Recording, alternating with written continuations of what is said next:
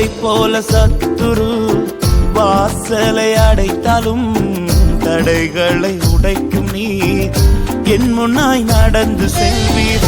எனக்காக ஆயத்தம் பண்ணினதை என் கண்ணால் காண செய்வீர். எனக்காக ஆயத்தம் பண்ணினதை என் கண்ணால் காண செய்வீர். நீர் செய்ய நினைத்தது தடைபடாது. எனக்காக யாவையும் செய்யும் தேவனே.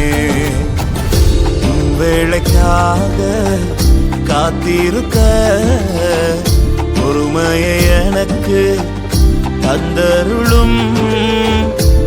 வேளைக்காக காத்திருக்க கிருபையை எனக்கு